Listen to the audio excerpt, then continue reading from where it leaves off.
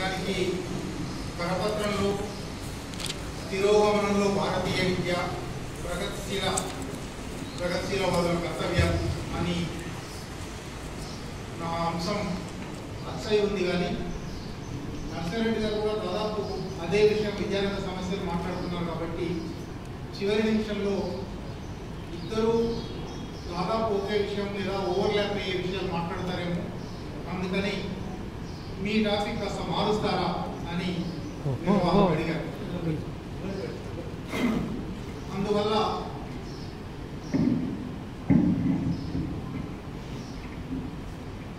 నిజానికి తిరోగమనంలో భారతీయ విద్య అని ఇక్కడ మీ టాపిక్ రాశారు. కానీ భారతీయ విద్య తిరోగమనంలో ఉన్నమాట నిజమే. దానికన్నా ముఖ్యంగా ఇవాళ భారతీయ సమాజమే తిరోగమనంలో, భారతీయ ఆర్థిక వ్యవస్థ తిరోగమనంలో ఉన్నది, భారత రాజకీయ వ్యవస్థ తిరోగమనంలో ఉన్నది, సాంఘిక సాంస్కృతిక వ్యవస్థలలో అనేక తిరోగమన ధోరణులు మన చుట్టూ పెళ్ళుపుతూ ఉన్నాయి. అందువల్ల ఎట్లాగూ నరసింహారెడ్డి గారు తిరోగమనంలో విద్య గురించి మాట్లాడతారు. కానీ ఈ విద్య తిరోగమనంలో ఉండడానికి పునాది కల్పిస్తున్న ఇతర రంగాల తిరోగమనం, మరీ ముఖ్యంగా ఒక దశాబ్దంగా 2014 నుంచి భారత ఆర్థిక వ్యవస్థలో, రాజకీయ వ్యవస్థలో, సాంఘిక సాంస్కృతిక వ్యవస్థలలో వస్తున్న మార్పు, నిర్దిష్టంగా చెప్పాలంటే సంఘ్ పరివార్ కేంద్ర ప్రభుత్వ అధికారం చేపట్టిన తర్వాత తన భావజాలానికి అనుగుణంగా భారత సమాజాన్ని పునర్నిర్మించడానికి ప్రయత్నాలు ప్రారంభించిన తర్వాత ఈ 7 సంవత్సరాలుగా 8 సంవత్సరాలుగా దేశం రూపురేఖలు చాలా మారిపోయాయి. దేశం నిజంగా తిరోగమన పదం పట్టింది. ఈ తిరోగమనం నుంచి రక్షించగలమా, ఎంత నష్టంతో రక్షించగలము, ఎన్ని జీవితాలు భస్మమైపోతే, ఎంత ఆస్తి ధ్వంసమైపోతే, ఎన్ని సమూహాలు అణగారిపోతే, మళ్ళీ మన పాత భారతదేశం ఏదో బాగుంటుందని కాదు, కనీసం కొన్ని సామాజిక విలువలతో, ప్రజాస్వామిక విలువలతో రాజ్యాంగబద్ధమైన పాలన ఒకటి సాగుతున్న చోట అంతకన్నా దుర్మార్గమైన రాజ్యాంగం లేని ఆర్థిక వ్యవస్థను బహుళజాతి సంస్థలకు తాకట్టు పెట్టే, సాంస్కృతిక రంగంలో మనుధర్మ పాలనను మళ్లీ తీసుకొచ్చే, ముస్లింల పట్ల వ్యతిరేకత పెంచే, సమాజాన్ని ద్వేషంతో నింపే ఒక గొప్ప తిరోగమన ధోరణి వస్తుంది. ఈ తిరోగమన ధోరణిని అర్థం చేసుకోవడం, దీన్ని ఎట్లా ఆపగలము, లేదా దీన్ని ఆపవలసిన ప్రజలలో ఎటువంటి చైతన్యం తేగలము, ఎటువంటి ప్రచారం నిర్వహించగలము, ఇది బుద్ధిజీవులుగా మనం ఆలోచించవలసిన కర్తవ్యం, ప్రగతిశీలవాదులుగా మనం ఆలోచించవలసిన కర్తవ్యం. అందువల్ల నేను కేవలం విద్యకు పరిమితం కాకుండా అసలు మొత్తంగా సమాజంలో, ఆర్థిక వ్యవస్థలో, రాజకీయాల్లో ఏం జరుగుతూ ఉన్నది గత 7-8 సంవత్సరాలుగా, ఇవన్నీ మీలో కొందరికి పత్రికల ద్వారా తెలిసిన విషయాలు కూడా కావచ్చు. కానీ వాటన్నిటినీ ఒక నేపథ్యంలో పెట్టి వాటి అంత సారాంశం ఏమిటి, వాటి పర్యవసానం ఏమిటి, ఆ పర్యవసానం భారత సమాజాన్ని ఎట్లా ధ్వంసం చేస్తుంది, ధ్వంసం చేసే వైపుగా సరిగ్గా 1933 నుంచి 39 వరకు జర్మన్ సమాజాన్ని హిట్లర్ ఎటువైపు నడిపించాడు. చివరికి 39లో యుద్ధం వచ్చి 45 నాటికి జర్మనీ ధ్వంసం అయిపోయిందో అటువంటి స్థితి భారత సమాజంలో 2014 నుంచి పునరుద్ధరణ జరుగుతుంది. మళ్ళీ అదే ధోరణులు సరిగ్గా ఎట్లాగైతే హిట్లర్ యూదులను ఏరి హత్య చేయడానికి 60 లక్షల మందిని చంపేశాడు, ఒకళ్ళిద్దరిగా గ్యాస్ ఛాంబర్లలో పెట్టి, ఇటువంటి హాల్లో చుట్టూ గోడలు పెట్టిన హాల్లో వేలాది మందిని లోపలికి విషవాయువులు వదిలి వేలాది మందిని చంపాడు. సరిగ్గా ఇవాళ అటువంటి ఒక వర్గాన్ని, ఒక మత మైనారిటీ ఎంచుకొని వాళ్ళ ఆహార అలవాట్ల మీద, వారి దుస్తుల మీద, వాళ్ళ భాష మీద ఒక దుర్మార్గమైన దాడి అంతిమంగా భారత సమాజంలో విద్వేషం నింపి వేల ఏళ్లుగా, వందల ఏళ్లుగా మత సామరస్యానికి, విభిన్న వర్గాల మధ్య సామరస్యానికి, బహుళత్వానికి వేదికగా ఉన్న ఈ మన భారత సమాజాన్ని ధ్వంసం చేసే తిరోగమనం వైపు నడిపే ఒక ప్రయత్నం జరుగుతుంది. ఆ ప్రయత్నం కొందరికి కొంత అర్థమవుతున్నది. పత్రిక చదివే వాళ్లకు, టెలివిజన్ చూసే వాళ్లకు, లేదా ప్రగతిశీల దృక్పథం ఉన్న వాళ్లకు ఎంతో కొంత అర్థమవుతున్నది. కానీ అసంఖ్యాక సమాజానికి, అశేష ప్రజావాళికి ఇంకా ఇది అర్థం కావడం లేదు. సరిగ్గా మళ్ళీ జర్మన్ పోలిక చెప్పాలంటే, జర్మనీలో 1933లో హిట్లర్ ఎన్నికల్లో అధికారానికి వచ్చాడు. మెజారిటీ ప్రజలు హిట్లర్ తమకేదో మేలు చేస్తాడని అనుకున్నారు, తమ బావు కోసమే వస్తున్నాడు అనుకున్నారు, ఓట్లు వేశారు, అధికారం ఇచ్చారు. అధికారం ఇచ్చిన తర్వాత అంటే సమాజ సమ్మతితోనే, సమాజ ఆమోదంతోనే అధికారంలోకి వచ్చి సమాజాన్ని ధ్వంసం చేశారు.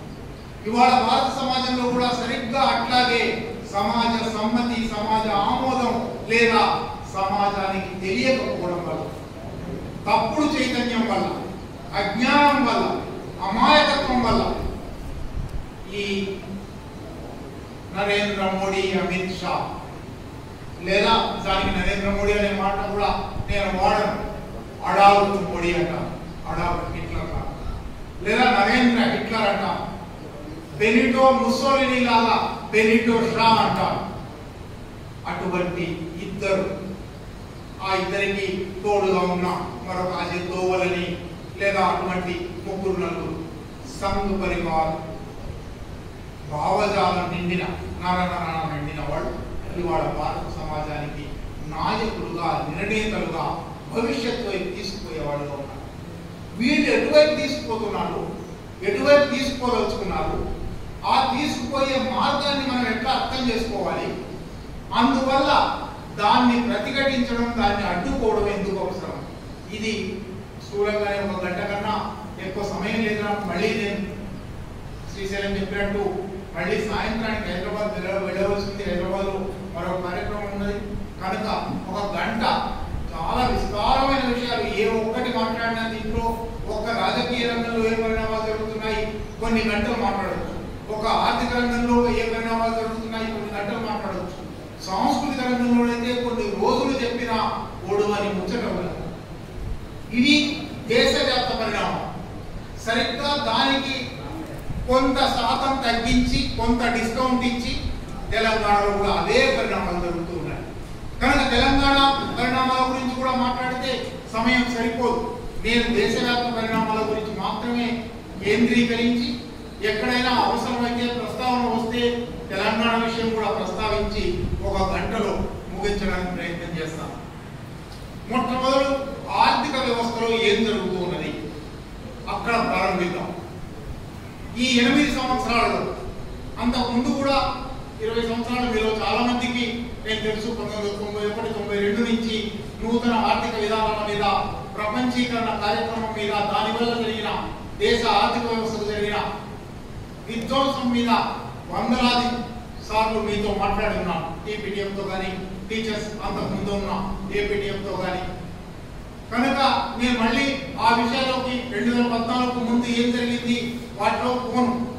2014 నుంచి ఏం జరుగుతూ ఉన్నది ఆర్థిక వ్యవస్థలో ఒక 7-8 పరిణామాలు మీ దృష్టికి తీసుకొస్తాను.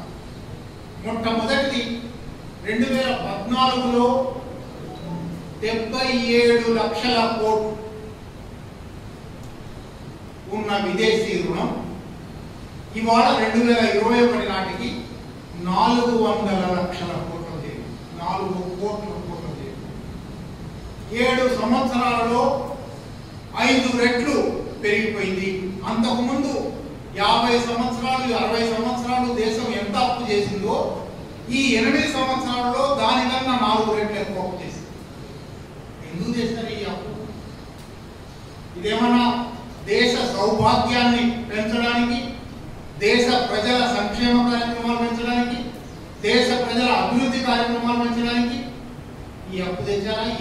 పెట్టారా? లేక ఈ అప్పును వాళ్ళ తైనాతీలైన వాళ్ళ ఆశ్రితులైన ఒక 3-4 కార్పొరేట్ల చేతికి చేరిందా? పత్రికల్లో అనేక సార్లు వ్యాసాలు వార్తలు వచ్చినాయి. నిన్న మీరు చూశారు, గౌతమ్ అదానీ అనే ఒక కార్పొరేట్ పారిశ్రామికవేత్త, గుజరాత్కు చెందిన పారిశ్రామికవేత్త 12,000 కోట్ల రూపాయల అప్పు రద్దయిపోయింది. మాల్యా గురించి, నీరవ్ మోడీ గురించి, చోక్సీ గురించి అటువంటి ఒక జాబితా, ఒక 100 మంది జాబితా. ఆ 100 మందిలో అతి ఎక్కువ మంది గుజరాతీలు. ఆ 100 మంది ఇవాళ దేశంలో వేల కోట్లకు, లక్షల కోట్లకు పడగెత్తి ఉన్నారు. లేదా దేశ ఆర్థిక వ్యవస్థను ధ్వంసం చేసి దేశ ఆర్థిక వ్యవస్థకు కట్టవలసిన పన్నులు కట్టకుండా విదేశాలకు పారిపోయి విదేశాల్లో విలాసాలు అనుభవిస్తున్నారు. ఈ అందరికీ వత్తాసుగా నిలుస్తున్నది ఈ ప్రభుత్వం. అంటే పేరుకేమో ప్రజల పేరు మీద, పాలన పేరు మీద లక్షల కోట్ల రూపాయలు విదేశాల నుంచి అప్పులు తేవడం, దేశాన్ని తాకట్టు పెట్టడం, దేశాన్ని రేపు అమ్మివేయడానికి సిద్ధం చేయడం, లేదా దేశాన్ని బహుళ జాతి సంస్థలకు, సామ్రాజ్యవాద సంస్థలకు ఊడిగం చేసేలా, జీ హుజూర్ జో హుకుం అనేలా 8 సంవత్సరాలుగా అంతర్జాతీయ బహుళ జాతి సంస్థలు ఏమి నిర్దేశిస్తే ఆ నిర్దేశం ఇక్కడ అక్షరాల అమలై, తూచా తప్పకుండా అమలై. ఎందువల్ల అమలైంది? ఇంత అప్పు తీసుకున్నప్పుడు నీ వ్యక్తిత్వం నీకు మిగలదు, నీ అస్తిత్వం నీకు మిగలదు, నువ్వు ఈ మాట చెల్లదు. ఇవాళ భారతదేశపు మాట, భారత ప్రభుత్వపు మాట, భారత పాలక వర్గాల మాట అంతర్జాతీయ స్థాయిలో చెల్లడం లేదు. మన చేయి కిందిదైపోయింది. మనం లక్షల కోట్ల రూపాయల అప్పు తీసుకున్నాం. ఇది ఆర్థిక రంగంలో ఈ 7-8 సంవత్సరాలలో భారత సమాజం, భారతదేశం తిరోగమన పదంలో సాగుతుంది. దీనికి చాలా ఆకర్షణీయమైన మాటలు చెప్తారు. Make in India, make in India పేరు మీద ఈ వచ్చిన అప్పులో దాదాపు సగము 3వ వంతు వచ్చింది. ఏమిటి మేక్ ఇన్ ఇండియా అంటే? మేడ్ ఇన్ ఇండియా అని అంతకుముందు ఉండేది. భారత ప్రభుత్వం 1970లో 80లో మేడ్ ఇన్ ఇండియా, మనం విదేశాల నుంచి సరుకులు దిగుమతి చేసుకోకూడదు, విదేశాల నుంచి సరుకులు దిగుమతి చేసుకున్నందువల్ల మన విదేశీ మారక ద్రవ్యం వ్యర్థమైపోతూ ఉన్నది. కనుక ఆ వస్తువులను, మనం దిగుమతి చేసుకునే వస్తువులను ఇక్కడే ఉత్పత్తి చేసే ఒక పారిశ్రామిక వ్యవస్థ నిర్మించాలి. ఇది మేడ్ ఇన్ ఇండియా ఫలితం.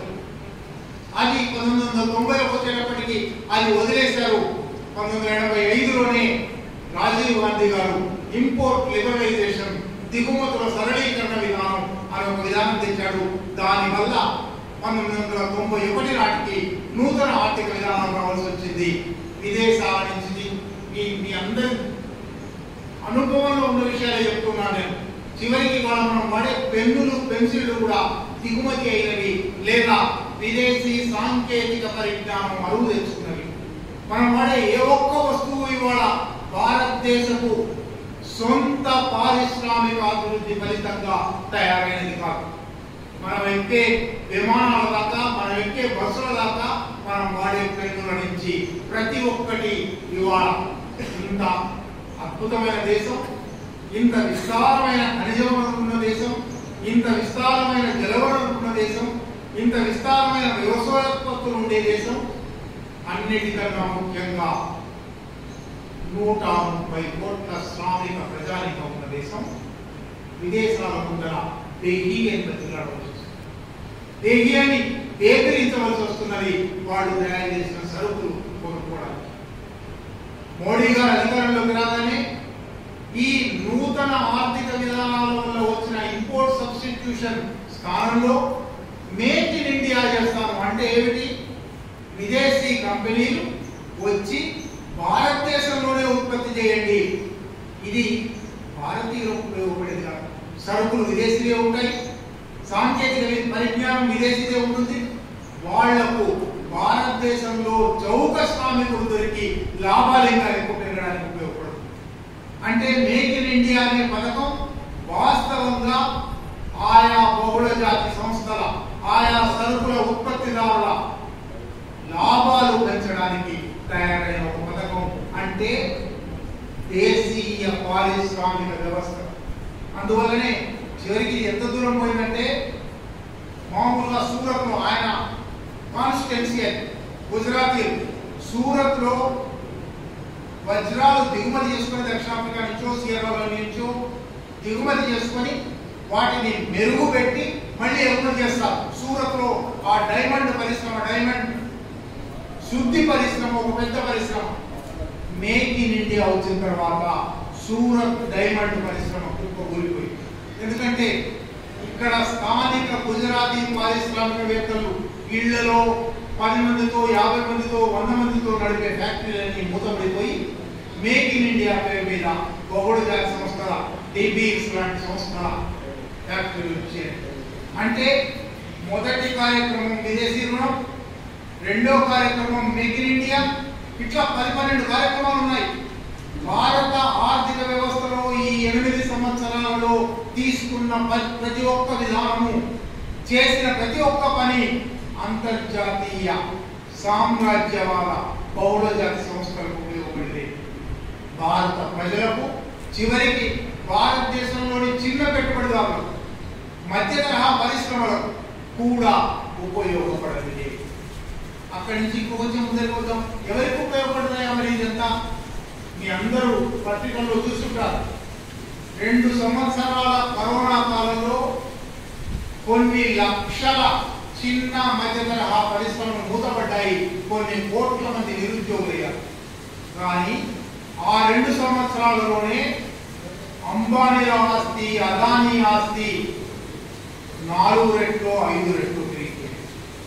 అంటే ప్రతి ఒక్క విధానము, ప్రతి ఒక్క చర్య ఈ దేశంలో తన ఆశ్రితులైన, తన తైనాతీలైన లేదా తనకు ఆయన 2014 ఎన్నికల ప్రచార కార్యక్రమంలో తిరిగిన విమానాలన్నీ, తిరిగిన హెలికాప్టర్లన్నీ పెట్టుబడి పెట్టిన వాడు అదాని. ఆయన బిఎస్ఎన్ఎల్ ను కొల్లగొట్టడానికి చేసిన అన్ని కార్యక్రమాలు, బిఎస్ఎన్ఎల్ అంటే ప్రభుత్వ రంగ టెలిఫోన్ సంస్థ, ఇవాళ దాదాపుగా మూతపడిపోయే స్థితి వచ్చింది. బిఎస్ఎన్ఎల్ ను ధ్వంసం చేయడానికి చేపట్టిన అన్ని విధానాలు ముఖేష్ అంబానీ నిర్ణయించిన విధానం. ఇవాళ భారత ప్రభుత్వాన్ని, భారత ప్రభుత్వ ఆర్థిక విధానాలను ఒక అదానీ, ఒక అంబానీ అనే ఇద్దరు శాసిస్తూ ఉన్నారు. ఇది భారత ఆర్థిక రంగంలోని తిరోగమనం. ఇది ఎందువల్ల మనం వ్యతిరేకించవలసి ఉన్నది, ఎందువల్ల ఖండించవలసి ఉన్నది చివరికి వస్తాను. కానీ ఇది ఈ దేశంలో తమంతట తాము ఎదగదలుచుకున్న పారిశ్రామికవేత్తలు, చిన్న పారిశ్రామికవేత్తలు, మధ్య తరహా పారిశ్రామికవేత్తలు ఒడ్డలి పెట్టవుతుంది.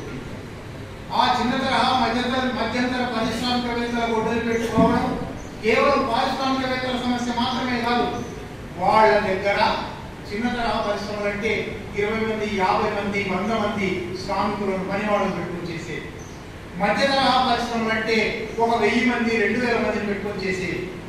వీళ్ళందరి కంపెనీలు మూతపడడం అంటే వాళ్ళందరూ నిరుద్యోగులు కావడం, వాళ్ళకు రోడ్ల మీద బిచ్చగాళ్ళుగా మారిపోవడం. హైదరాబాద్ వచ్చి చూస్తే మీరు మనం బహుశా మానుకోవడం కూడా ఉందేమో నాకు తెలియదు. హైదరాబాద్ లో కనీసం ఒక 20-30 లేబర్ అడ్డాలు ఉన్నాయి.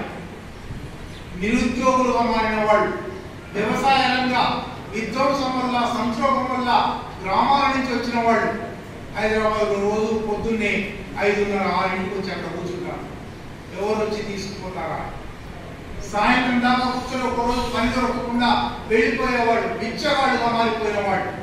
ఇంతకుముందు రైతులు, ఇంతకుముందు కార్మికులు, ఇంతకుముందు ఉద్యోగులు. ఈ 8 సంవత్సరాల ఆర్థిక తిరోగమన చర్యల వల్ల వీళ్ళందరూ బిచ్చగాళ్ళుగా మారిపోయారు. ఎవడు పని ఇస్తాడా అని ఎదురు కళ్ళు కాయలుగా చేసేటట్టు ఎదురు చూసే వాళ్ళుగా మారిపోయారు. ఇది ఈ కార్పొరేటీకరణ. ఇక్కడి నుంచి ఇంకా కొంచెం కుదిరిపోతాం. ప్రభుత్వ రంగ సంస్థల ప్రైవేటీకరణ, ప్రభుత్వ రంగ సంస్థలలో పెట్టుబడి ఉపసంహరణ అని 1992 నుంచి నూతన ఆర్థిక విధానాల్లో భాగంగా ఒకటి వస్తుంది. కొత్తగా 2021 మోడీ ప్రభుత్వంలోని ఆర్థిక శాఖ మంత్రి నిర్మలా సీతారామన్ గారు monetisation of public assets pipeline అనే ఒక పథకం చాలా ఆకర్షణీయంగా ఉంటాయి. ఏం చేస్తారట? ప్రభుత్వ రంగ ఆస్తులను ద్రవీకరిస్తారట, డబ్బుల్లోకి మారుస్తారట. డబ్బుల్లోకి మార్చడం అంటే అర్థం ఏంటి? డబ్బులేమి ఎట్లా కాస్తాయా? ఆ సంస్థల నుంచి కాస్తాయా? ఆ సంస్థలను ప్రైవేట్ వ్యక్తులకు అప్పగిస్తాము, ప్రైవేట్ వ్యక్తులకు అమ్మి వేస్తాము. అమ్మిన తర్వాత ఆ ప్రైవేట్ వాళ్ళు ఇంకా ఇంకా యాంత్రీకరించి పోనీ అదానీ అంబానీలు లేదా అటువంటి వాళ్ళు పెరిగిపోతే అందువల్ల ఉద్యోగాలు పెరుగుతాయనుకోవడానికి కూడా లేదు. వాళ్ళు అంతకంతకు ఎక్కువగా విదేశీ కంపెనీలతో మిలాఖత్తుల వల్ల యాంత్రీకరణ చేస్తున్నారు. ఇదివరకు 100 మంది చేసే పని ఇవాళ 10 మంది 3 మారిపోయింది. అందువల్ల ఉద్యోగ కల్పన కూడా లేదు. ఒకవైపు ఏమో పెట్టుబడిదారుల విపరీతమైన అభివృద్ధి ఎదుగుదల, మరొక వైపు ఉద్యోగ కల్పన తరుగుదల. ఇది ఈ కార్పొరేటీకరణ, ఈ ప్రభుత్వ రంగ సంస్థల ప్రైవేటీకరణ, monetisation of public assets, public sector assets పథకం. దాని కింద ఏమి చేశారు? మీరందరూ పత్రికల్లో చదివిన విషయాలే. అంతకుముందు ఈ దేశంలో టాటాలు విమానయాన సంస్థలు ఉండేవాళ్ళు. వాళ్ళ చేతుల్లోనే విమానయాన సంస్థ ఉండేది. 1950లో ప్రభుత్వం దాన్ని జాతీయీకరించి విమానయానం అనేది ప్రజలందరికీ అందుబాటులో రావాలి, ఇది కేవలం సంపన్నుల గుత్తాధిపత్యంగా ఉండకూడదు కనుక దీన్ని జాతీయ రంగంలో పెడతాము, తక్కువ ధరలిస్తాము, ఉద్యోగ కల్పన చేస్తాము, రక్షణ భద్రత ప్రధానంగా చూస్తాము అని ఇండియన్ ఎయిర్లైన్స్, ఎయిర్ ఇండియా అనే సంస్థలు ఏర్పాటు చేసింది. 30-40 సంవత్సరాలు ఎయిర్ ఇండియా ఈ దేశ ప్రజలకు బహుశా మధ్యతరగతికే కావచ్చు లేదా ఉన్నత వర్గాలకు కావచ్చు అద్భుతమైన సేవలు అందించింది. ఇవాళ మోడీ షా ప్రభుత్వం ఎయిర్ ఇండియా ప్రభుత్వం దగ్గర అక్కర్లేదు, ఎయిర్ ఇండియాను అమ్మేస్తాము. ఎట్లా అమ్మేస్తాము? ఎయిర్ ఇండియాకు దేశవ్యాప్తంగా అనేక చోట్ల విమానాశ్రయాలు, 100,000 ఎకరాల భూమి ఉన్నది. ఎయిర్ ఇండియా దగ్గర 100 విమానాలు ఉన్నాయి. ఎయిర్ ఇండియాకు వేలాది మంది సిబ్బంది ఉన్నారు. ఇదంతా లెక్క వేసే తక్కువలో తక్కువ 5,000 కోట్ల రూపాయలకు మించిన ఆస్తి. దీన్ని 1,700 కోట్లకు అందిస్తుంది. ఈ 1,700 కోట్లు కూడా ఆయన చేతి నుంచి ఇవ్వలేదు. 1,700 కోట్లలో ఆయన వెంటనే ఇచ్చింది 100 కోట్లు, 150 కోట్లు. మిగిలినవి ప్రభుత్వ రంగ బ్యాంకుల నుంచే మళ్ళీ లోన్లు తీసుకొని, అంటే ఆయన చేతి నుంచి పైసా లేకుండా ఒకప్పుడు ఆయనకు నష్టపరిహారం ఇచ్చి ఆయన దగ్గర నుంచి తీసుకున్న విమానయాన సంస్థను ఇవాళ పప్పులు పుట్టినాలుగా అతి చౌక ధరకు, కాలు చౌక ధరకు మళ్ళీ ఆయన చేతికి అప్పగించారు. అది సరిపోనట్టుగా ఇవాళ ఎల్ఐసి, లైఫ్ ఇన్సూరెన్స్ కార్పొరేషన్, ఇది కూడా 1950లకు ముందు ప్రైవేట్ వ్యక్తుల చేతుల్లో ఉండేది, ప్రైవేట్ పెట్టుబడిదారుల చేతుల్లో ఉండేది. కానీ ప్రైవేట్ పెట్టుబడిదారులు జీవిత బీమాను ప్రజలందరికీ అందుబాటులోకి తేవడం లేదు. ప్రజలందరికీ ఈ బీమా సౌకర్యాలు అత్యవసరం. వాళ్ళ చివరి రోజుల్లో ఆదుకోవడానికైనా లేదా కుటుంబానికి కూడు పెట్టే ఉద్యోగం చేసే వాళ్ళు హఠాత్తుగా చనిపోతే కుటుంబాన్ని ఆదుకోవడానికైనా ఎల్ఐసి అనేది ప్రజారంగంలో ఉండాలి, ప్రభుత్వ రంగంలో ఉండాలి అని దాన్ని జాతీయీకరణ చేశారు. జాతీయీకరణ చేసి అది ఇవాళ లక్షల కోట్ల ఆస్తికి యజమానిగా ఉన్నది. అది ప్రతి సంవత్సరము ప్రభుత్వానికి వేల కోట్ల రూపాయలు అప్పులు ఇస్తూ ఉన్నది. అటువంటి సంస్థను ఇవాళ మోడీ గారు అమ్మి వేస్తాము, దాన్ని వాటాలుగా విభజించి ఇనిషియల్ పబ్లిక్ ఆఫర్ అంటారు. అంటే ఈ వాటాలు అమ్మకాన్ని పెడతాము. ఈ వాటాలు ఎవరైనా కొనుక్కోవచ్చు, పాలసీ హోల్డర్లైనా కొనుక్కోవచ్చు, పాలసీదారులైనా కొనుక్కోవచ్చు, మామూలు ప్రజలైనా కొనుక్కోవచ్చు అని ఆకర్షణీయమైన మాట చెప్తున్నారు. కానీ ఇప్పటికే గత 20-30 సంవత్సరాలుగా ఈ దేశంలో జీవిత బీమాలో కాకుండా మిగతా ఆరోగ్య బీమా కానీ వాహన బీమాలోని కానీ ప్రవేశించిన ప్రైవేట్ ఇన్సూరెన్స్ కంపెనీలు ఎటువంటి దుర్మార్గాలు చేస్తున్నాయో ఆ ప్రైవేట్ ఇన్సూరెన్స్ కంపెనీలు రేపు ఎల్ఐసి కొననున్నాయి. ఇన్సూరెన్స్ రంగంలో నిజంగా ఇవాళ అందుకే చెప్పాను, ఒక్కొక్కటి దీనిలో ఏ ఒక్కటి చెప్పినా కొన్ని గంటల పాటు చెప్పవలసిన కథ. బీమా రంగం ఎంత క్యాష్ కౌ అంటారు ఇంగ్లీష్లో, అంటే బంగారు గుడ్లు పెట్టే బాతులు అంటే బీమా గత 15-20 సంవత్సరాలుగా వ్యవసాయ రంగంలో బీమా ఫసల్ బీమా యోజన అనే ఒక ప్రభుత్వ పథకం ఉంది. ఈ ఫసల్ బీమా యోజనలో రైతు కొంత ప్రీమియం కడతాడు, ప్రభుత్వం ఎక్కువ ప్రీమియం కడుతుంది. ఈ ప్రీమియంలన్నీ వాళ్ళ దగ్గర పోగవుతాయి. పంట నష్టమైతే బీమా చెల్లిస్తారు. గత 10 సంవత్సరాలలో ఈ దేశంలో వ్యవసాయ బీమా రంగంలో 1,00,000 కోట్ల రూపాయలు ఆ 3-4 ఇన్సూరెన్స్ సంస్థలు చేరాయి. వాళ్ళు ప్రీమియంల పేరు మీద ప్రభుత్వం ఇచ్చింది కానీ రైతులు ఇచ్చింది కానీ వాళ్ళు తిరిగి నష్టానికి ఇచ్చింది 1000 కోట్ల కన్నా మించలేదు. 1,00,000 కోట్ల రూపాయలు ప్రీమియంలుగా సంపాదించి 1000 కోట్ల రూపాయలు మాత్రమే, అంటే 99,000 కోట్ల రూపాయల లాభం సంపాదించిన వ్యవసాయ ఇన్సూరెన్స్ కంపెనీలు, బహుళజాతి సంస్థలు ఇవాళ ఆరోగ్య బీమాలో ఇటువంటి పని జరుగుతూ ఉండదు. వాళ్ళు ఇవాళ ఎల్ఐసి రంగంలోకి రానున్నారు.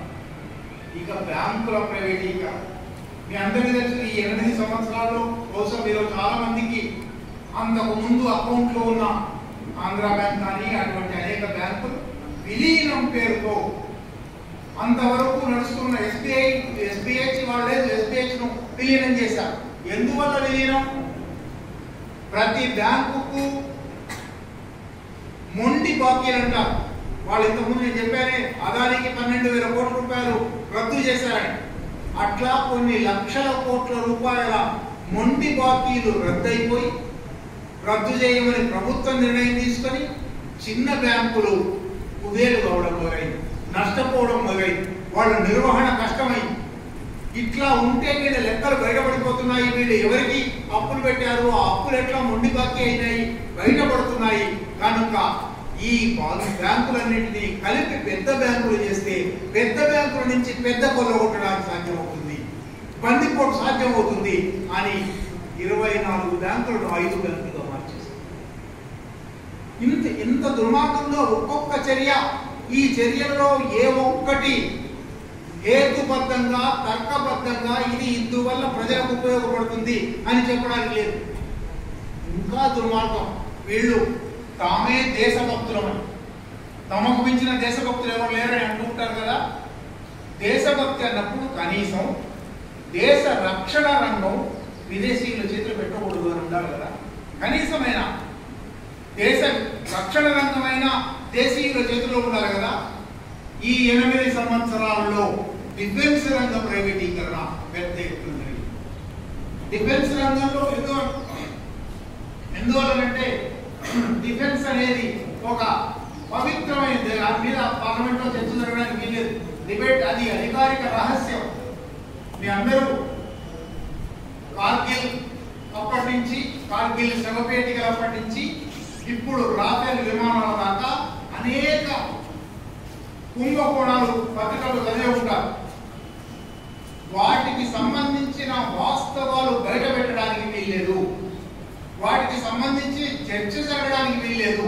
కొన్ని వేల కోట్లు ప్రతి సంవత్సరము డిఫెన్స్ బడ్జెట్, విద్యారంగ బడ్జెట్ నర్సరెడ్డి గారు చెప్తారు మీకు, విద్యారంగ బడ్జెట్ ఏమో తగ్గిపోతూ ఉన్నది. ఎప్పుడో కొటాని గారు జీడిపిలో 6% ఇవ్వాలి అంటే 6%కి ఇప్పటిదాకా జరగలేదు. మనం ఆయన 68లో ఆయన రిపోర్ట్ ఇచ్చాడు. దేశ ప్రజలు తమ నెత్తుర్ని చెమట చేసుకుని సంపాదించిన ఆస్తిలో, కూడబెట్టిన ఆస్తిలో 6 పైసలు, 100కి 6 పైసలు వాళ్ళ పిల్లల చదువు మీద పెట్టండి అన్నాడు. ఇప్పటికి 68లో ఆయన రిపోర్ట్ ఇస్తే ఈక్వాలిటీకి 2.3% దాటలేదు. అతి ఎక్కువ 2.3% 1977లో జనతా పార్టీ రోజుల్లో వచ్చింది. ఆ తర్వాత తగ్గిపోతూ 1.9, 1.8, 1.5 ఇంత దుర్మార్గంగా విద్య మీద తగ్గిస్తూ వస్తున్న వాళ్ళు, వైద్యం మీద తగ్గిస్తూ వస్తున్న వాళ్ళు, ప్రజా రవాణా మీద తగ్గిస్తూ వస్తున్న వాళ్ళు, డిఫెన్స్ మీద మాత్రం ఏడాదికి ప్రతి ఏడాదికి 20,000 కోట్లు పెరుగుతుంది. కొన్ని యుద్ధాలు ఉన్నాయా? యుద్ధ అవసరాలు ఉన్నాయా? శాంతి చర్చలు చేయొచ్చు కదా. యుద్ధ అవసరాలు లేకుండానే కానీ ప్రతి సంవత్సరం కొత్త యుద్ధ విమానాలు కొంటారు, కొత్త జలాంతర్గాములు కొంటారు, కొత్త అణు క్షిపణులు కొంటారు. ఎందువల్ల? ఈ అన్ని తయారు చేసే బహుళ జాతి సంస్థలతో ముడుపుల కోసం. ఇది ఎక్కడ బయటపడదు కాబట్టి, ఇది చర్చ జరగడానికి వీల్లేదు కాబట్టి, ఇది కేవలం ఒకరిద్దరు డిఫెన్స్ మంత్రి, ప్రధానమంత్రి, డిఫెన్స్ ఎస్టాబ్లిష్మెంట్ లోని కార్యదర్శుల స్థాయి వాళ్ళకు తప్ప మిగిలిన వాళ్ళకి తెలియదు కాబట్టి, మిగిలిన వాళ్ళు తెలుసుకోవడానికి అవకాశం కూడా లేదు కాబట్టి, అటువంటి డిఫెన్స్ రంగాన్ని, అంత కీలకమైన అంత అవసరమైన డిఫెన్స్ రంగాన్ని ఇవాళ ఈ 8 సంవత్సరాల ప్రభుత్వం ప్రైవేటీకరణ చేస్తుంది. డిఫెన్స్ రంగంలో అత్యంత కీలకమైన ఆయుధాలను, మందుగుండు సామగ్రిని, అత్యాధునిక క్షిపణి వ్యవస్థలను ప్రైవేట్ రంగంలో అసెంబ్లీ చేయొచ్చు, ప్రైవేట్ రంగంలో ఉత్పత్తి చేయొచ్చు, ఆ ప్రైవేట్ రంగం విదేశీ సంస్థలతో ఒప్పందం కుదుర్చుకోవచ్చు. అంటే ఈ దేశ రక్షణకు సంబంధించిన అత్యంత రహస్యంగా ఉండవలసిన అంశాలు విదేశీ కంపెనీల చేతిలో మనమే పెట్టుకుంటాం. అంటే నిజంగా ఇది దేశభక్తికి కూడా సంబంధించిన విషయం కూడా కాదు. దేశభక్తి అని అంత ఊదరగొట్టే వాళ్ళు డిఫెన్స్ రంగాన్ని మార్చడానికి వీలు. ఇవన్నీ ఒకవైపు అయితే, పోనీ 1950లో మనం భారత రాజ్యాంగం రాసుకున్నప్పుడు ఇది సంక్షేమ రాజ్యం. ఈ దేశంలో 3000 ఏళ్లుగా అనేక రకాల అసమానతలు సాగుతున్నాయి. కుల అసమానతలు ఉన్నాయి, మత అసమానతలు ఉన్నాయి, ప్రాంత అసమానతలు ఉన్నాయి, భాషా అసమానతలు ఉన్నాయి. అందువల్ల కొన్ని వర్గాల ప్రజలు తప్పనిసరిగా అదనపు సౌకర్యాలు పెంచవలసి ఉంటుంది, వాళ్ళ సంక్షేమం చూడవలసి ఉంటుంది. కనుక ఇది సంక్షేమ రాజ్యం కావాలి. ఇది సమసమాజ దిశగా పోతుంది. సమసమాజం అంటే ఇవాళే సమానత్వం చేయడానికి వీల్లేదు. ఇవాళ అసమానంగా ఉన్నవాళ్ళు, అట్టడుగున ఉన్నవాళ్ళు ఎంతో మంది ఉన్నారు. వాళ్ళను మొదలు పైకి లేపాలి. కనుక సంక్షేమం అవసరం అని సంక్షేమ రాజ్య భావన సాగింది. ఈ 8 సంవత్సరాలలో లెక్కలు తీసి చూడండి, సంక్షేమ రంగ నిధులు ఎట్లా తగ్గిపోతూ వచ్చాయి, సంక్షేమ రంగ కేటాయింపులు ఎట్లా తగ్గిపోతూ వచ్చాయి. భారతదేశ రాజ్యాంగబద్ధంగా కానీ, భారతదేశంలో గత 7 దశాబ్దాలుగా సాగుతున్న రాజకీయ విధానాలు, పాలనా విధానాల ప్రకారం కానీ ఏ సంక్షేమ పాలన నడవాలో ఆ సంక్షేమ పాలన 8 ఏళ్లుగా కొరుకుతూ వస్తున్నారు. ఇట్లాగే సాగితే ఇంకొక 5 ఏళ్లలో 10 ఏళ్లలో సంక్షేమ పాలన, సంక్షేమ రాజ్యం, సంక్షేమ విధానాలు అనేవి ఉండవు. ఇందువల్ల ఏం జరిగింది? దీని ఫలితం ఏమిటి? దేశంలో పేదరికం పెరిగిపోతుంది, అసమానతలు పెరిగిపోతూ ఉన్నాయి. 50 మంది బడా పెట్టుబడిదారుల చేతుల్లో దేశ ఆర్థిక వ్యవస్థలో, జాతీయోత్పత్తిలో 80%, మిగిలిన 138 కోట్ల ప్రజల దగ్గర 20%. ఇంత తీవ్రమైన అసమానత. ఒకప్పుడు జస్టిస్ మార్కండేయ గడ్జు అని ఉన్నాడు, సుప్రీంకోర్టు జస్టిస్గా పనిచేసి రిటైర్ అయ్యాడు. ఆయన రాశాడు, 1789లో ఫ్రెంచ్ విప్లవం జరిగిన నాడు ఎటువంటి అసమానతా స్థితులు, ఎటువంటి దోపిడీ పీడన స్థితులు ఉన్నాయో ఇవాళ భారతదేశం అటువంటి స్థితికి చెందింది. ఫ్రెంచ్ విప్లవంలో మీ అందరికీ తెలుసు, ఫ్రెంచ్ విప్లవంలో రాజు 16వ లూయిని రోడ్డు మీదకి తీసుకొచ్చి తలనరికి చంపేశారు. స్వేచ్ఛ, సమానత్వం, సౌభ్రాతృత్వం అనే నినాదాలతో ప్రజలు తిరగబడ్డారు. ఎందువలనంటే అక్కడ కూడా ఇటువంటి ఒక విలాసవర్గం. మేరీ యాంటోనియట్ అని లూయి భార్య ఉండేది, చక్రవర్తి భార్య ఉండేది. ఆమె ప్రజలందరూ రోడ్ల మీద ఆకలికి తిరుగుతున్నారు అని అంటే ఏమిటి ఆందోళన చేస్తున్నారు అని అడిగితే రొట్టె లేదు తినడానికి, ఆ పూటకు రొట్టె లేదని ప్రజలు వీధుల్లోకి వచ్చారు, అరుస్తున్నారు అంటే రొట్టె లేదా అయితే కేక్ తినొచ్చు కదా అన్నారు. అంతగా సమాజం గురించి తెలియని, ప్రజల గురించి తెలియని, కష్టం గురించి తెలియని ఒక చక్రవర్తుల పాలన సాగి ఫ్రెంచ్ విప్లవం సాగి. జస్టిస్ మార్కండేయ కల్చు ఏమన్నాడంటే, ఫ్రెంచ్ విప్లవం నాడు ఎటువంటి పరిస్థితి ఫ్రాన్స్ లో ఉన్నదో అటువంటి పరిస్థితి వాళ్ళ భారతదేశంలో వచ్చింది. భారతదేశంలో అసమానతలు, భారతదేశంలో పేదరికం, పిడికెడు మంది సంపన్నుల దగ్గర వేల లక్షల కోట్ల ఆస్తి. దీనికి ఒక తక్షణ ఫలితం నిరుద్యోగం. ప్రపంచంలోని అన్ని దేశాలలోకి అతి ఎక్కువ నిరుద్యోగాన్ని ఆ వయస్సులో ఉన్న పనిచేయగల వాళ్ళలో ఎంతమంది నిరుద్యోగులు ఉన్నారు అని లెక్క వేస్తాం. ఆ లెక్క అది రేట్గా అన్ఎంప్లాయ్మెంట్ రేట్ అని లెక్క పెడతాం. అన్ఎంప్లాయ్మెంట్ రేట్ ఇవాళ ప్రపంచంలోకెల్లా భారతదేశంలో అత్యధికంగా ఉన్నది. భారతదేశంలో కూడా గత 70 ఏళ్లలో ఈ 7 సంవత్సరాలలో నిరుద్యోగ రేట్ పెరుగుతూ ఉన్నది. పరిశ్రమల మూసివేత వల్ల, కొత్త పరిశ్రమలు తెరవకపోవడం వల్ల, కొత్త ఉద్యోగ కల్పన లేకపోవడం వల్ల మామూలుగానే నిరుద్యోగం ఉంటూ ఉండగా 2020, 2021 కోవిడ్ కాలంలో వందలాది వేలాది పారిశ్రామిక సంస్థలు మూతపడ్డాయి. వర్క్ ఫ్రమ్ హోమ్ పేరు మీద జీతాలు తగ్గించారు, సగం జీతాలు కట్ చేశారు. అటువంటి అనేక స్థితుల వల్ల కొన్ని కోట్ల మంది, ఇంటర్నేషనల్ లేబర్ ఆర్గనైజేషన్ చెప్పింది, ప్రపంచంలోకెల్లా అతి ఎక్కువ నిరుద్యోగానికి గురవుతున్న దేశం భారతదేశం. ఇది అక్కడ ఆ మాట చెప్పి ఊరుకోలేదు ఇంటర్నేషనల్ లేబర్ ఆర్గనైజేషన్. ఇటువంటి స్థితి చాలా ఎక్స్ప్లోజివ్, విస్ఫోటకం అవుతుంది. ఈ నిరుద్యోగులకు సరైన ఉపాధి కల్పించకపోతే, వృత్తి కల్పించకపోతే, వాళ్ళను మరొక వైపు తిప్పకపోతే ఈ నిరుద్యోగ సైన్యం ప్రమాదకరమైన, విధ్వంసకరమైన, హింసాత్మకమైన స్థితికి మారుతుంది. ఇది విమర్శకులు కాదన్నది ఐక్యరాజ్య సమితికి చెందిన ఇంటర్నేషనల్ లేబర్ ఆర్గనైజేషన్ భారతదేశంలోని నిరుద్యోగం గురించి. ఇక్కడి నుంచి ఇంకొకటి ఏ ఒక్కటైనా దీని మీద కూడా చాలాసేపు మాట్లాడవచ్చు. నేను అన్ని ప్రస్తావించి వదిలేస్తున్నాను.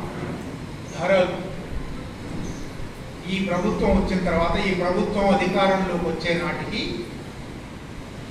50 నుంచి 60 రూపాయల మధ్య ఉన్న పెట్రోలు 7 సంవత్సరాలలో, 8 సంవత్సరాలలో 150 రూపాయలు వచ్చింది. ఒక్కటే ఒక ఉదాహరణ.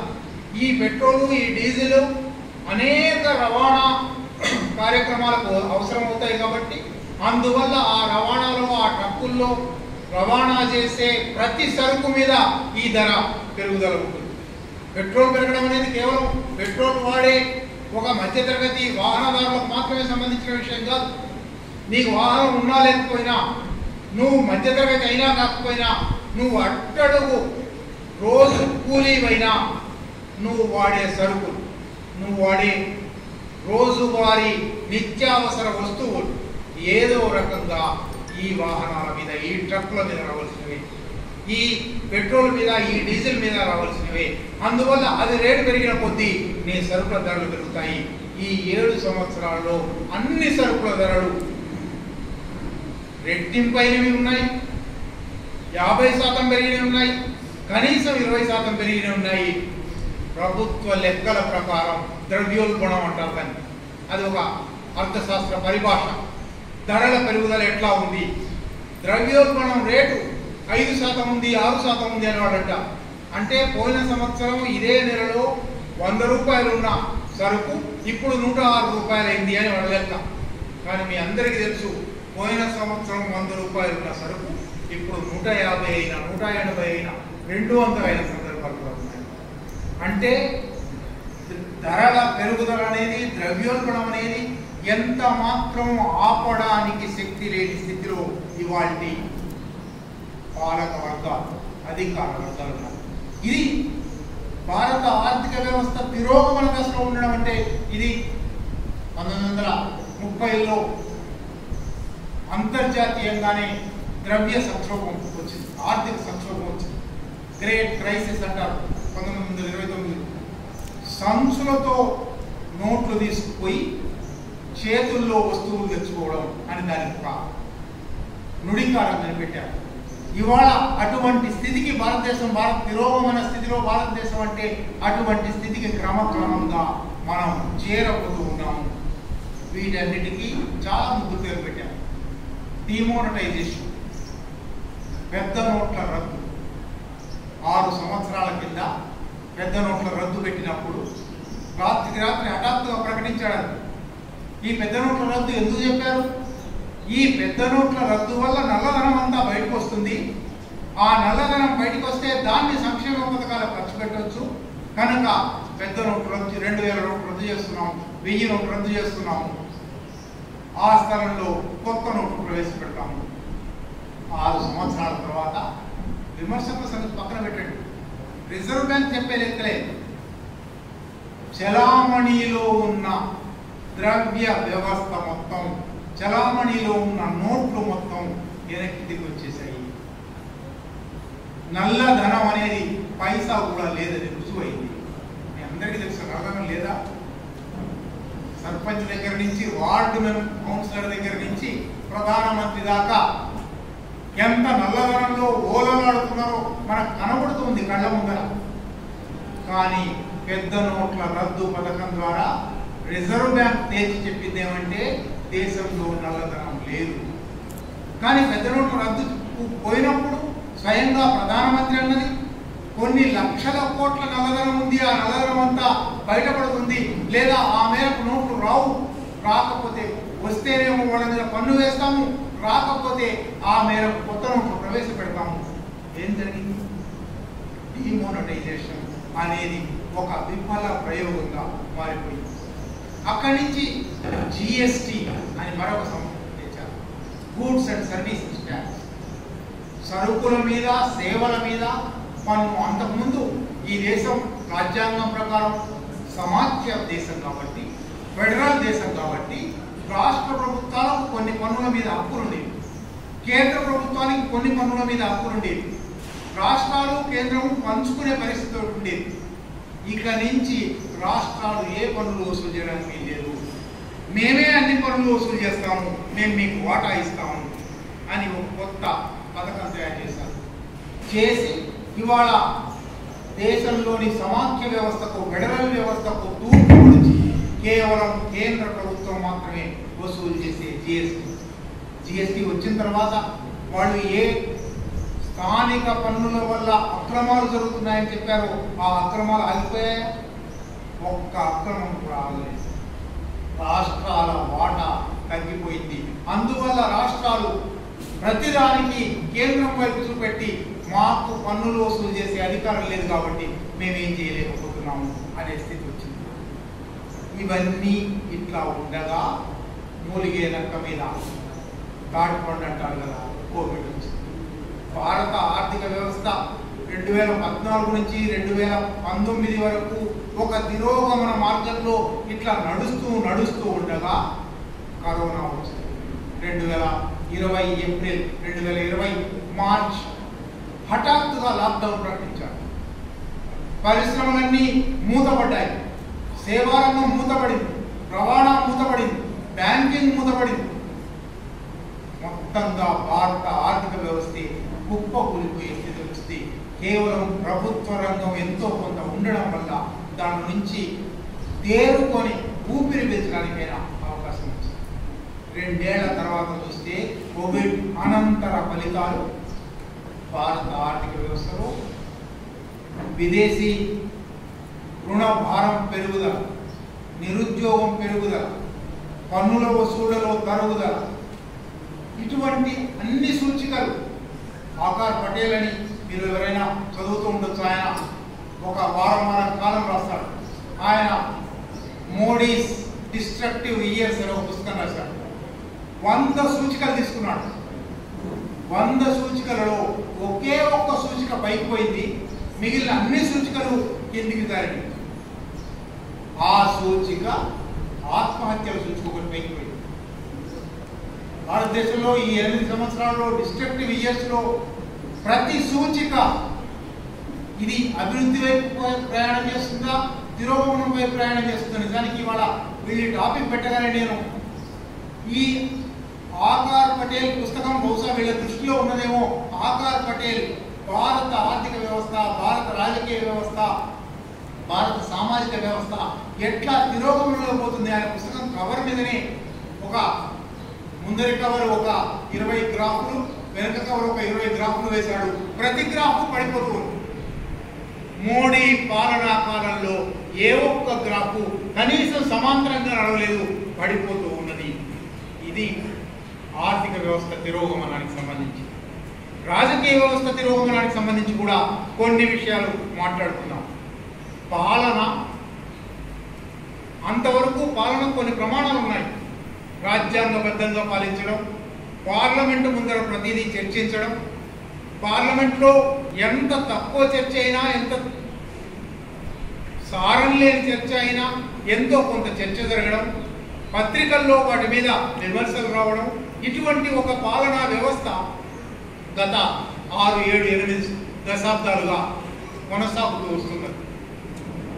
ఈ 8 ఏళ్ల పాలనలో అనేక నిర్ణయాలు పార్లమెంట్ ముందరికి రాలేదు.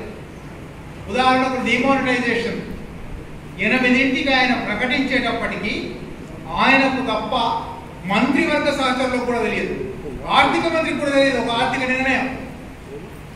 అట్లా అనేక నిర్ణయాలు, అనేక పాలనా నిర్ణయాలు, పాలనా విధానాలు ప్రజాస్వామిక సూత్రాలకు కాకుండా, ఏర్పడి ఉన్న పాలనా పద్ధతులకు కాకుండా ఒక వ్యక్తి ఇష్టారాజ్యంగా లేదా ఆ వ్యక్తి చుట్టూ ఉన్న 2, 3 ఇష్టారాజ్యంగా సాగుతూ వచ్చాయి. ఎన్నికలు అయినా సరే వాళ్ళు గెలుస్తూ ఉన్నారు కదా, కాబట్టి వాళ్ళు ప్రజాస్వామికంగా ఉన్నట్టే కదా, ప్రజల ఆమోదం వాళ్ళకు ఉన్నట్టే కదా అని ఒక చర్చ మధ్యతరగతిలో కూడా సాగుతున్నది. మధ్యతరగతి అమాయకత్వం కొద్ది. ఈ దేశంలో ఎన్నికలు ఎప్పుడైనా నిజమైన ప్రజాభిమతానికి చిహ్నంగా ఉన్నాయా? డబ్బుకు, మద్యానికి, కులానికి, ఆకర్షణకు, బెదిరింపుకు అనేక అటువంటి ప్రజాభిమతంతో సంబంధం లేదు.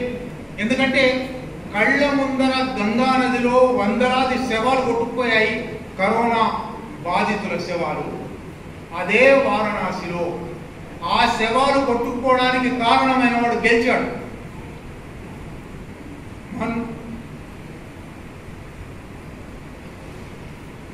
మణిపూర్లో సైనిక అత్యాచారాలకు వ్యతిరేకంగా ఆమె 12 సంవత్సరాల పాటు నిరాహార దీక్ష చేసింది. దేశవ్యాప్తంగా, అంతర్జాతీయంగా ఆమెకు ఎంతో పేరు వచ్చింది. ఆమె ఎన్నికల్లో నిలబడితే డిపాజిట్ కూడా రాలేదు. అంటే ప్రజలలో సానుభూతి ఉండడం, ప్రజలకు కోపం రావడం, ప్రజలకు ఆ విషయం పట్ల కన్సర్న్ ఉండడం అనేవి ఎన్నికల ఫలితాలతో సంబంధం లేని ఒక స్థితిని ఈ 8 సంవత్సరాల్లో చాలా పకడ్బందీగా ఈవీఎంలు తారుమారు చేయడమా, ఈవీఎంలు ఎత్తుకుపోవడమా, ఈవీఎంలలో ముందే సాఫ్ట్వేర్ మార్చడమా, లేదా ఓటర్లను బెదిరించడమా, లేదా మైక్రో మేనేజ్మెంట్ అంటారు. ఏ పోలింగ్ బూత్లో ఎన్ని ఓట్లు మనకు పడే ఉన్నాయి, ఎన్ని ఓట్లు అవతలి వాళ్ళకు పడే ఉన్నాయి, అవతలి వాళ్లకు పడకుండా ఎట్లా చేయడం. అంటే ప్రజాస్వామిక పాలనా పద్ధతులు ఏమీ జరగడం లేదు.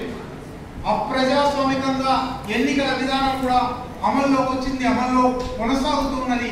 కనుక ఎన్నికల ద్వారా అధికారంలోకి వచ్చిన వాళ్ళు నిజంగా ప్రజల కోరిక మీద అధికారంలోకి వచ్చారు అనడానికి తెలియని స్థితి ఉంది.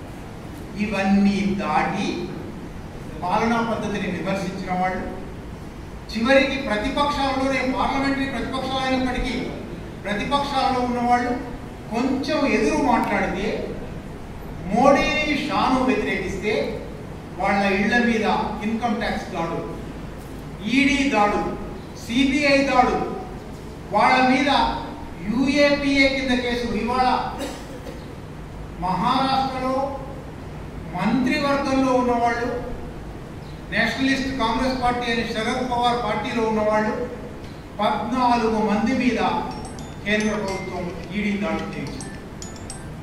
ప్రజల మీద సంగతి వదిలిపెట్టండి, విప్లవకారుల మీద సంగతి వదిలిపెట్టండి. పార్లమెంటరీ పార్టీయే, రాష్ట్ర ప్రభుత్వ అధికారాన్ని పంచుకుంటున్న పార్టీయే శివసేనతో కలిసి బీజేపీకి వ్యతిరేకంగా ఒక ప్రభుత్వాన్ని ఏర్పాటు చేసిందని ఎన్సీపీ మీద కక్ష పెట్టుకొని 14 మంది మంత్రుల మీద ఈడీ దాడులు, ఐటీ దాడులు, సిబిఐ దాడులు జరిగాయి. అంటే ఈ దేశంలో తన మాటకు ఎదురు చెప్పే వాడు ఏకీభవించనోని పీక నొక్కు సిద్ధాంతం ఫాసిజం అన్నాడు కాళోజీ ఎప్పుడో 40-50 ఏళ్ల క్రితం. ఏకీభవించనోడు ఎవడైనా సరే, ఏకీభవించినోడు చివరికి ఎంత దూరం పోయిందని సుప్రీంకోర్టు జడ్జిల మీద, సిబిఐ మాజీ డైరెక్టర్ జనరల్ మీద పెగాసస్ అనే ఒక సాఫ్ట్వేర్ సహాయంతో వాళ్ళ ఫోన్లను ట్యాప్ చేయడం. వాళ్ళు ఎవరితో మాట్లాడుతున్నారు, ఏం మాట్లాడుతున్నారు అంటే మామూలుగా సైకియాట్రీ పరిభాషలో షిజోఫ్రెనియా అంటారు. నాకు నా మీద తప్ప ఇంకెవరి మీద నమ్మకం ఉండదు. ఆ పొరుగున ఉన్నవాడిని, నాతో కలిసి ఉన్నవాడిని కూడా నేను అనుమానిస్తూ ఉంటాను. అటువంటి షిజోఫ్రెనియా ప్రభుత్వం 138 కోట్ల ప్రజలను అనుమానించే, వీళ్ళందరినీ వ్యతిరేకించే, వీళ్ళందరూ నన్ను చంపడానికే, నా ప్రభుత్వం దించడానికే కుట్రపడుతున్నారు. ఆకార్ పటేల్ రాశాడు, మోడీ గారు 24 సార్లు తన మీద హత్యా ప్రయత్నం జరిగిందని అన్నాడు. ముఖ్యమంత్రిగా ఉండగా 10-12 సార్లు అన్నాడు. ప్రధానమంత్రి అయిన తర్వాత 10-12 సార్లు అన్నాడు. ఇంత హత్యా ప్రయత్నం ఇన్నిసార్లు జరిగి ఉంటే ఏ ఒక్కసారి వాళ్ళు విజయం సాధించుండేవాడు, లేదా ఏ ఒక్కసారి అసలు జరగనే లేదు ప్రయత్నం, అన్నిటికన్నీ అబద్ధాలే అని అనుకోవాలి. ఎన్ఐఏ, నేషనల్ ఇన్వెస్టిగేటివ్ ఏజెన్సీ అనే ఒక సంస్థ ఉంది. అది రాష్ట్రాల్లో ఏమైనా నేరాలు జరిగినా, రాష్ట్రాల్లో ఏమైనా కేసులు వచ్చినా రాష్ట్ర ప్రభుత్వానికి కూడా చెప్పకుండా కేంద్రం స్వీకరించవచ్చు. ఈ ఎన్ఐఏ స్వయంగా హోంమంత్రి కింద ఉంటుంది, అమిత్ షా కింద ఉంటుంది. ఆ అమిత్ షా నీకు చెప్పనక్కర్లేదు, ఆ అమిత్ షా తమతో పాటు ఉన్న, తమ పార్టీ వాడి అయిన హోంమంత్రిగా ఉండిన హరేన్ పాండ్యా, హోంమంత్రిగా ఉండడానికి గుజరాత్ సంక్షోభం సమయంలో, ఆ తర్వాత కృష్ణయ్యర్ కమిటీ ముందర ఎట్లా పోలీస్ అధికారులే, అధికారంలో ఉన్న మంత్రులే, స్వయంగా ముఖ్యమంత్రి నరేంద్ర మోడీయే ఈ గుజరాత్ మారణకాండకు ప్లాన్ చేశాడు అని హరేన్ పాండ్యా చెప్పాడు. హరేన్ పాండ్యాను హత్య చేయించారు. హరేన్ పాండ్యాను హత్య చేయించడానికి ఉపయోగించుకున్న వాళ్ళని హత్య చేశారు. ఆ కేసులో అమిత్ షా A1 అక్యూజ్డ్ 1, ఆ కేసును గుజరాత్లో చేయడానికి వీల్లేదు అని బొంబాయికి మార్చారు. బొంబాయికి మారిస్తే బొంబాయిలో ఒక judge, CBI judge, Amit Shah నువ్వు ఎందుకు రాలేదు, లోయ ఆయన పేరు, నువ్వు ఎందుకు రావడం లేదు, వాయిదాలకు రావాలి, నెక్స్ట్ వాయిదాకు రాకపోతే నేను ఇది అరెస్ట్ వారెంట్ ఇష్యూ చేస్తాను అన్నాడు. నెక్స్ట్ వాయిదా నాటికి జడ్జిని చంపేశాడు. క్రిమినల్ అయితే తప్ప హోంమంత్రి కావడానికి వీల్లేదు. ఈ దేశంలో అటువంటి స్థితి ఈ 8 ఏళ్లలో వచ్చింది. అనేక మంది ముస్లింల ఊచకోతకు కారణమైన వాడు, స్వయంగా తన పార్టీ హోంమంత్రిని చంపించిన వాడు, మాజీ హోంమంత్రిని చంపించిన వాడు, చంపిన వాళ్ళని మళ్ళీ చంపించిన వాడు, తనను కోర్టుకు రమ్మంటే జడ్జిని చంపించిన వాడు, వాడ ఈ దేశానికి హోంమంత్రి. ఇది కారణం. ఈ దేశం తిరోగమన దిశలో ఉన్నది అనడానికి ఇంతకన్నా రుజువు మరొకటి అక్కర్లేదు. అక్కడి నుంచి అవి రాజకీయ వ్యవస్థకు సంబంధించి కూడా చాలా చెప్పవచ్చు. సమయం ఇప్పటికీ ఎక్కువ తీసుకున్నాను, తర్వాత అంశంలోకి వస్తాను. సామాజిక సాంస్కృతిక రంగాల్లో తిరోగమనం ఎట్లా ఉన్నది నాకంటే ముందర మాట్లాడిన వక్తలు చెప్తున్నారు, ఊరికే ప్రస్తావించున్నారు. అఖ్లాక్ అని ఆయన ఫ్రిడ్జ్లో మాంసం ఉందని చెప్పి ఆయన బయటికి లాగి చంపేశారు, కొడుకు చంపేశారు. ఆయన ఫ్రిడ్జ్లో ఎద్దు మాంసం ఉంది, ఆవు మాంసం ఉంది అని ఆరోపణ చేశారు. ఫారెన్సిక్ సైన్స్ లాబొరేటరీస్ ఆయన ఫ్రిడ్జ్లో ఉన్న మాంసం తీసుకువెళ్ళి పరీక్షించి ఇది మేక మాంసమే అని తేల్చి ఏడాది తర్వాత తప్పుడు ఆరోపణల మీద అక్కడి నుంచి ప్రారంభించి, ఇది అక్లాపతి 2014లో జరిగింది. అక్కడి నుంచి ప్రారంభించి ఈద్కి దర్గాకు వెళ్ళి వస్తూ ఉన్నారు, ఆ షేర్వాణి వేసుకొని ఉన్నారు, టోపీ పెట్టుకొని ఉన్నారు, ట్రైన్లో నుంచి దిగారు, ఈ దుస్తులు వేసుకుంటావా అని చెప్పేశారు. ఈ లేకపోతే 2014 నుంచి ఇప్పటి వరకు వాళ్ళు వేసుకున్న తిండి వల్ల, వాళ్ళు తినే తిండి వల్ల, వాళ్ళు వేసుకునే బట్టల వల్ల, నిన్న కర్ణాటక సంగతి మీకు తెలుసు. తమ సంప్రదాయ ఆచారం ప్రకారం చుట్టూ కనబడకుండా పైన ఒక ముసుగు వేసుకుంటాము, అది అందరూ వేసుకుంటారు, రాజస్థానీ మార్వాడీలు కూడా వేసుకుంటారు. కానీ ఒక మతాన్ని టార్గెట్ చేసి వీళ్ళు ఇట్లా వేసుకుంటే వాళ్ళ విద్యా హక్కును ధ్వంసం చేస్తాము, భంగం చేస్తాము, వాళ్ళ పాఠశాలకు కళాశాలకు రానివ్వము, వాళ్ళు తినే తిండి తినడానికి వీల్లేదు, వాళ్ళు కట్టుకునే బట్ట కట్టుకోవడానికి వీల్లేదు, వాళ్ళు ఉండే ప్రాంతాల్లో ఉండడానికి వీల్లేదు. అది ఇంకా చివరికి తీసుకొచ్చి అమిత్ షా మొన్న దేశమంతా హిందీయే మాట్లాడాలి. ఈ దేశం 3000 భాషలున్న దేశం, 20కి పైగా రాజ్యాంగబద్ధంగా అంగీకరించిన భాషలున్న దేశం. నా తెలుగు భాష నాకు చాలా గర్వపడే భాష. తెలుగు భాష గొప్ప సంస్కృతి ఉన్నది, గొప్ప చరిత్ర ఉన్నది. ఇవేమీ ఉండడానికి వీల్లేదు, హిందీ ఒకటే ఉండాలి. ఇంత దుర్మార్గంగా అంటే ముందర మాట్లాడే వక్త చెప్తున్నారు, ఒకే దేశం, ఒకే చట్టం, ఒకే భాష, ఒకే తిండి, ఒకే కట్టుబొట్టు అనే ఒక ఏకస్వామ్యం, ఒక యూనిఫామ్ దేశంగా సరిగ్గా హిట్లర్ ఎటువంటి పని చేసింది. ఈ క్రైస్తవ దేశంలో యూదు మతస్థులు ఉండకూడదు, ఈ క్రైస్తవ దేశంలో యూదు మత ప్రార్థనలు ఉండకూడదు, యూదుల తిండి ఉండకూడదు, యూదులు పెట్టుకునే ప్రత్యేకమైన టోపీ ఉండకూడదు. టోపీ పెట్టుకున్నందుకు చంపేశారు. వాళ్ళ దుకాణాల మీద ఎక్స్ అని గీసిపోయి మర్నాడు వచ్చి ఆ దుకాణాన్ని తగలబెట్టారు. సరిగ్గా ఇక్కడ నిన్న మీరు చూశారు, రామనవమి ఉత్సవాల సందర్భంగా రామనవమి ఊరేగింపు పోతూ ఉన్నప్పుడు, శోభాయాత్ర పోతూ ఉన్నప్పుడు నినాదాలు ఇచ్చారు అనే పేరుతో, అది ఒకవేళ నినాదాలు ఇచ్చారైతే కేసు అవుతుంది, ఆ కేసు కోర్టుకు పోవచ్చు, కోర్టులో విచారణ జరగవచ్చు, కోర్టు విచారణ తర్వాత శిక్ష కూడా వేయవచ్చు చట్టబద్ధంగా. పోలీసులు మర్నాడే, రామనవమి జరిగిన మర్నాడు బుల్డోజర్ తీసుకుని వెళ్ళి ఆ గుడిసెలన్నింటినీ నేరమట్టం చేశారు. అంటే ఒక భిన్నాభిప్రాయం ప్రకటించడానికి వీల్లేదు, ఒక భిన్నమైన ఆహారం తినడానికి వీల్లేదు, ఒక భిన్నమైన దుస్తులు వేసుకోవడానికి వీల్లేదు, ఒక భిన్నమైన భాష మాట్లాడడానికి వీల్లేదు. అందరూ సంఘ పరివారంలో భాగమైపోవాలి. పాతాపి జీర్ణం అని పాత సామెత ఉంది. ఎవరైనా సరే నాలో జీర్ణమైపోవలసిందే. ఇటువంటి ఒక సాంఘిక సాంస్కృతిక దుర్మార్గం ఈ 8 సంవత్సరాలలో అధికార మదంతో, నిజానికి ఈ సంస్థ రాష్ట్రీయ స్వయం సేవక సంఘ అనే సంస్థ 1925లో పుట్టింది. 90 సంవత్సరాలుగా ఇదే పనులు చేస్తూ ఉంది, శాఖ నడుపుతూ ఉంది, సరస్వతి శిశు మందిర్ నడుపుతూ ఉంది. సరస్వతి శిశు మందిర్లో పిల్లల మెదళ్లలో విషం నింపుతూ ఉంది, దేశాన్ని మతం పేరు మీద విభజించడానికి ప్రయత్నం చేస్తూ ఉన్నది, విద్వేష బీజాలు నాటడానికి ప్రయత్నం చేస్తుంది. కానీ 2014 తర్వాత అధికారం వచ్చింది కాబట్టి, తమ మీద కేసులు ఉండవు కాబట్టి, తాము ఎంత నేరం చేసినా దుర్మార్గం చేసినా ఏమి దాదు ఫిర్యాదు ఉండదు కాబట్టి, అటువంటి ఒక స్థితి ఉన్నది కనుక సమాజాన్ని సంస్కృతిని తిరోగమనం వైపు, మధ్యయుగాల వైపు అంటే మనుస్మృతి చెప్పినట్టుగా బ్రాహ్మణులు, క్షత్రియులు, వైశ్యులు, ద్విజులు మాత్రమే అధికారం చెలాయించాలి. మనుస్మృతిలో స్పష్టంగా రాశారు. శూద్రులందరి పని ఏమయ్యా అంటే పై 3 వర్గాలకు సేవ చేయండి. ఆ మనుధర్మ పాలన మళ్ళీ కొనసాగించాలి.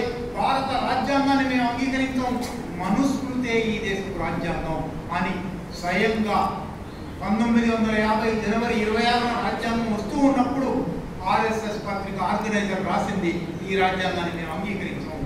ఈ రాజ్యాంగం ఒక దళితుడు రాశాడు కాబట్టి మేము అంగీకరించాము. మనుస్మృతి మాత్రమే ఈ దేశం రాజ్యాంగం. ఇవాళ 70 ఏళ్ల తర్వాత మనుస్మృతిని మళ్ళీ అమలు చేయడానికి వాళ్ళకు ఒక అవకాశం వస్తుంది.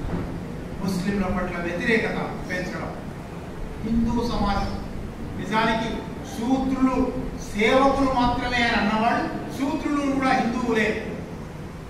వాళ్ళ నినాదం ఉంది, గంగ సింధూరం, గంగ బిందువులం, మనంతా ఒకే కుటుంబం అని. ఒక కుటుంబం ఎక్కడా లేదు. కుల అణిచివేత ఉన్నది, అస్పృశ్యత ఉన్నది, కుల దుర్మార్గం ఉన్నది. ఇవాళ వాళ్ళందరినీ కలిపి ఒక హిందూ సమీకరణ చేయడానికి, ముస్లిం వ్యతిరేకత, హిందూ సమీకరణ, వీటి ద్వారా ఒక ఓటు బ్యాంక్ తయారు చేసుకోవడానికి, చిరకాలం పాలనలో కొనసాగడానికి ఈ సామాజిక సాంస్కృతిక తిరోగమనం సాగుతుంది. ఈ సామాజిక సాంస్కృతిక తిరోగమనాన్ని మీడియా పెంచి పోషిస్తుంది. ఇవాళ మీడియా సంఘ పరివార్ చేతిలో ఉన్న మీడియా. స్వతంత్ర మీడియా అనేది లేదు, స్వతంత్ర వార్తా రచన అనేది లేదు, స్వతంత్ర విశ్లేషణ లేదు. వాస్తవాల మీద ఆధారపడిన హేతుబద్ధమైన తర్కపూరితమైన విశ్లేషణ లేదు. కేవలం ప్రభుత్వ బాకాగా, ప్రభుత్వ భజనగా, అది కేంద్ర ప్రభుత్వంలో కావచ్చు, ఇక్కడైతే రాష్ట్ర ప్రభుత్వంలో కావచ్చు, భజన పత్రికలు మాత్రమే ఉన్నాయి. లేదా ప్రతిపక్ష పార్టీల పత్రికలను ఇవి ప్రతిపక్ష భజన చేస్తాయి. ప్రజల కోసం మీడియా లేదు. మాఫియా అనేది ఉన్నది, మీడియా అనేది లేదు. 50 సంవత్సరాలుగా జర్నలిస్ట్గా ఉండి నేను ఈ మాట చెప్తున్నా. ఇవాళ మీడియా లేదు. నేను చాలా మంది దగ్గర, మా జర్నలిస్ట్ మిత్రుల దగ్గర చెప్తూ ఉంటాను, ఒకప్పుడు జర్నలిస్టు ప్రధాన స్రవంతి పత్రికల్లో పనిచేశాను అని చెప్పుకోవడానికి వాళ్ళ సిగ్గవుతుంది. మీడియా లేదు, మాఫియా మాఫియా ఉన్నది, మాఫియా కొనసాగుతుంది. ఈ మాఫియాను కొనసాగించడంలో సంఘ్ పరివార్ ప్రయోజనాలు ఉన్నాయి, అమిత్ షా, నరేంద్ర మోడీ ప్రయోజనాలు ఉన్నాయి. ఇది ఈ దేశం ఆర్థిక రంగంలో, సామాజిక రంగంలో, రాజకీయ రంగంలో తిరోగమనం వైపు సాగుతున్నది. దీన్ని మరో మాటలో చెప్పాలంటే సామాజిక సంక్షోభం, ఆర్థిక సంక్షోభం అంటారు, సాంస్కృతిక సంక్షోభం అంటారు. ఈ దేశంలో ఇవాళ కొనసాగుతున్నది ఒక సామాజిక, ఆర్థిక, రాజకీయ సంక్షోభం. దీన్ని మరో మాటల్లో మరోవైపు నుంచి చెప్పాలంటే లెనిన్ ఇటువంటి స్థితిని విప్లవ స్థితి అన్నారు. పాలక వర్గాలు తమ పాత పాలనా పద్ధతులను కొనసాగించలేని స్థితి, ప్రజలు పాత పాలనా పద్ధతుల వల్ల ఇక్కట్ల పాలయ్యే స్థితి విప్లవ స్థితి. అప్పుడు నిజంగా విప్లవ శక్తులు బలంగా ఉంటే, ప్రజాశక్తులు బలంగా ఉంటే ఈ పాలక వర్గాలను కూలదోసి కొత్త రాజ్యాన్ని, సమాజాన్ని తీసుకురావచ్చు. కానీ దురదృష్టవశాత్తు ఆ స్థితి లేదు. కనుక ఈ సంక్షోభం కొనసాగుతూ ఉండడం తప్ప, ఈ సంక్షోభం నుంచి బయటపడడానికి ఒకవైపు ఆర్థిక సంక్షోభం ఉంటే, నిరుద్యోగం ఉంటే, నిరుద్యోగం గురించి, ఆకలి గురించి నువ్వు ఆలోచించే బదులు రామాలయం గురించి ఆలోచించు, హనుమత్ జయంతి గురించి ఆలోచించు, శోభాయాత్ర గురించి ఆలోచించు, ఉత్తరప్రదేశ్లో యోగి మళ్ళీ గెలుస్తాడా లేదా ఆలోచించు, కర్ణాటకలో హిజాబ్ తప్పుకుంటుందా లేదా ఆలోచించు. హిందూ దేవాలయాల ముందర పూలు అమ్మేవాడు చాలా మంది ముస్లింలు ఉంటారు.